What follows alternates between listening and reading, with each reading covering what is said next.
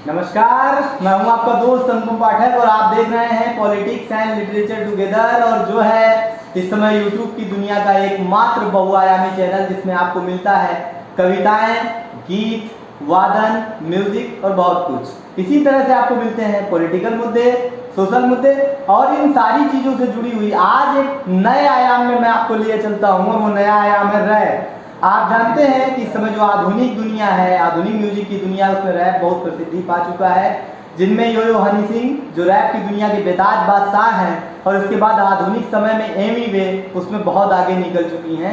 तो आज मेरे साथ एक रैपर आर्टिस्ट हैं, रैप आर्टिस्ट हैं, उनका नाम है डेमी गार्ड। ऐसे नाम तो उत्कर्ष है लेकिन डेमी गार्ड के नाम से ये रैपिंग करते हैं। तो मैं आपका अपने चैनल पर स्वागत करता हूँ। जी थैंक यू। रैप क्या है ये मैं बताऊं इससे बेहतर मुझे लगता है कि ये उसकी दुनिया को ज़्यादा समझते हैं, तो ये आपको बताएं तो ज़्यादा बेहतर होता है। सबसे पहले हमारे दर्शकों को ये बताइए कि रैप है क्या है। जी बिल्कुल। हाँ। देखिए, रैप बेसिकली एक पोयम की तरह है जी।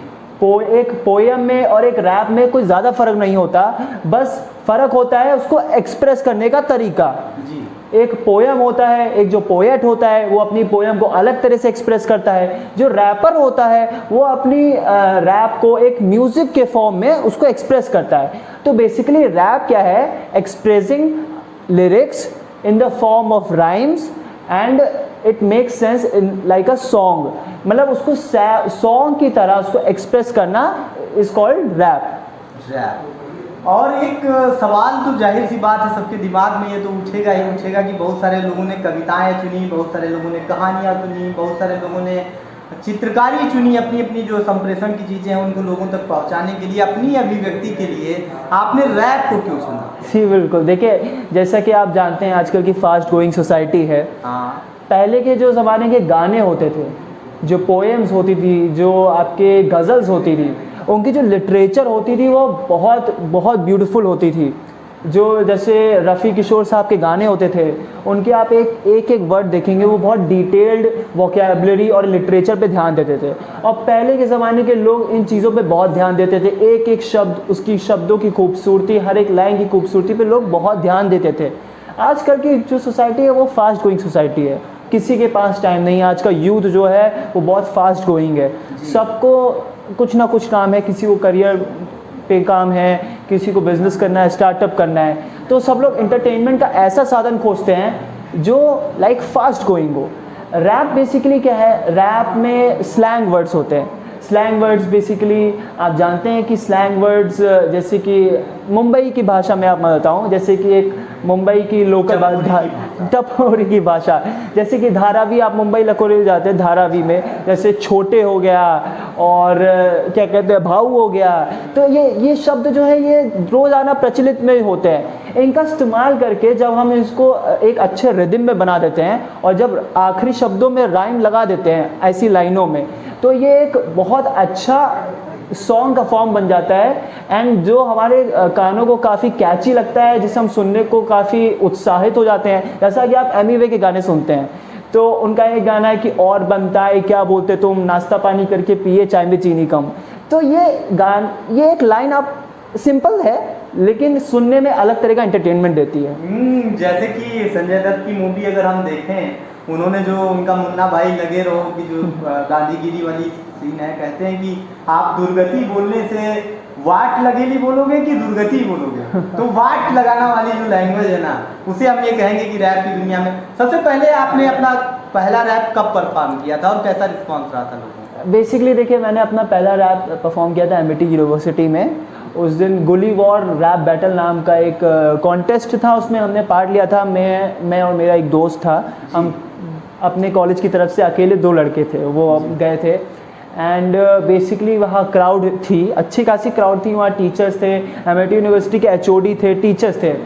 तो पहली बार जब मैं जब स्टेज पे गया तो मैं रैप तो लिख लेता था, बट पहली बार आज तक मैंने स्टेज पे नहीं गया था। जब मैं पहली बार स्टेज पे गया, मैं आपको लिटरली बता रहा हूँ, मैं थोड़ा नर्वस था।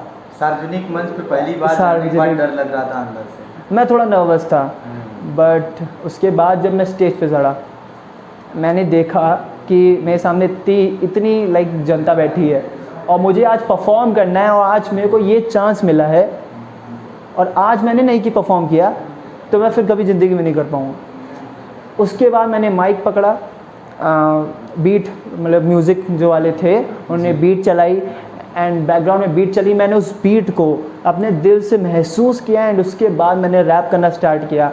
लिटरली वो एक्सपीरियंस मेरी लाइफ का सबसे बेस्ट एक्सपीरियंस था। जनता का क्या रिस्पॉन्स? जनता का रिस्पॉन्स ये था कि जब तक मैंने रैप किया तब तक पूरी जनता शांत थी। Point silence. Yes, big point silence. वो बहुत ध्यान से मेरे शब्दों को, मेरे रैप को, लिरिक्स को सुन रही थी एंड जब एंडिंग हुई तब मुझे बहुत खुशी हुई कि सबने उठ के तालियां बजाई, अप्लॉज किया मेरे रैप को। तो मेरा अच्छा करते हैं तो लोग अप्लॉज करेंगे। उसके बाद आपने ये सोचा होगा कि मैं रैप को आगे बढ़ाता हूँ। बिल्कुल। फिर मैं दुनिया तक अगर आपकी बात नहीं पहुँचती है तो मुझे लगता है कि उसे करने का, क्योंकि आप एक कमरे में बैठ करके अगर रैपिंग कर रहे हैं, कविता लिख रहे हैं, तो उसका कोई मतलब नहीं। सही बात, सही। लोगों को संप्रेषित होनी चाहिए, उसके लिए कोई माध्यम आपने बनाया लोगों तक पहुँचाने के लिए? सबसे अच्छा माध्यम तो यूट्यूब है, जिससे भी हम चल रहे हैं। बिल्कुल बिल्कुल बिल्कुल। देखिए, यूट्यूब तो आजकल हर इंसान की ज़रूरत बन चुका है। ऐसा कोई इंसान नहीं जो स्मार्टफोन चलाता हो और यूट्यूब ना चलाता हो। म्यूज़िक के टर्म्स में हो गई हो, बिजनेस के टर्म्स में हो गई हो, पढ़ाई के, साइंस के, हर चीज़ में यूट्यूब काम आता है। बहुआयामी है। बिल्कुल। तो यूट्यूब में रैपिंग का मैंने अपना चैनल है, मेरा नाम, उसका नाम है डेमी गॉड। अब आप ये पूछेंगे डेमी गॉड ये नाम कैसे? जाहिर है, बिल्कुल। डेमी गॉड, देखिए आप जैसे नाम देख सकते हैं, डेमी गॉड का हिंदी में ट्रांसलेशन होता है देवता। देवता। मैंने ये नाम बहुत सोच समझ के इसलिए रखा कि फ़िलहाल तो मैं रैपिंग का भगवान नहीं हूँ, पर मैं इस मुकाम तक पहुँचना चाहता हूँ कि रैपिंग में इतना कुछ कर जाऊँ कि लोग मुझे रैपिंग का देवता बोलें। तो इसीलिए मैंने अपना नाम डेमी गॉड रखा। All the best. मैं अपने दर्शकों से भी निवेदन ये करूँगा, डेमी गॉड को सब्सक्राइब कीजिए। अगर आपका रैपिंग में इंटरेस्ट है और ना भी है तो डेवलप हो जाएगा, ये मेरा दावा है। अगर आप इन्हें देखेंगे तो आज जो हमारे दर्शक हैं वो आपको देखना चाहेंगे कि आपका जो पूरा रैपिंग स्टाइल उसमें किस तरह से इनके सामने आप अवतरित होते हैं। तो मुझे लगता है उसमें बहुत सारी म्यूजिक और तमाम सारी चीज़ों का एडिट होता होगा। बिल्कुल बिल्कुल। तो आप उसे शुरू कीजिए और मैं यहाँ से ओके, ठीक है। ओके। अभी मैं आपसे फिर जुड़ूंगा जब आपका पूरा रैप कंप्लीट हो जाएगा। तो दर्शकों देखिए आप अभी का। Yeah, it's your boy rapper Demigod. This rap is actually based on my life, so here it goes. हाँ, ना उम्मीद सी जिंदगी में देखो कैसे मिली उम्मीद थी, हार्ड रैप बीट्स ने संभाली देखो कैसे मेरी हार्ट बीट्स थी, तड़पते हुए देखा जब मौत मेरे करीब थी, तो भेजा खुदा ने एक दुश्मन, ना चाहते हुए भी उसने मुझे रैपिंग की थोड़ी बहुत सीख दी। हाँ, शुरू में रैप नॉलेज मेरी वीक थी, जो लिखे पहले बास नहीं थे वो इतने कीमती, ना उनमें रैप वाली फील थी, ना मुझ में रैप गॉड वाली स्पीड थी, पर रैपर बनने की जिद भी मेरी बहुत ज़्यादा ढीठ थी। हाँ, काली काली रातों में भारी अल्फाजों से ईको करती मेरी कॉलोनी की स्ट्रीट्स थी।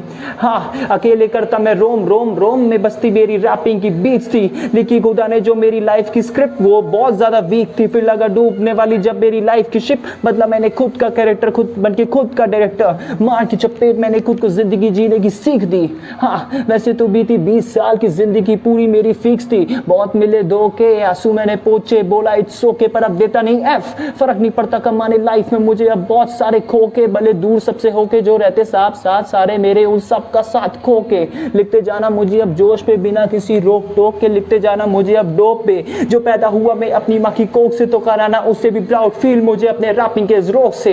हाँ, वैसे तो मेरी लाइफ थी कॉमेडी जैसी जोक पे, हंसती पूरी दुनिया थी जब रोते हम थे शोक में, शोक से निकला प्रतिशोध बे, उसी प्रतिशोध से करी मैंने रैपिंग में अब ग्रोथ बे।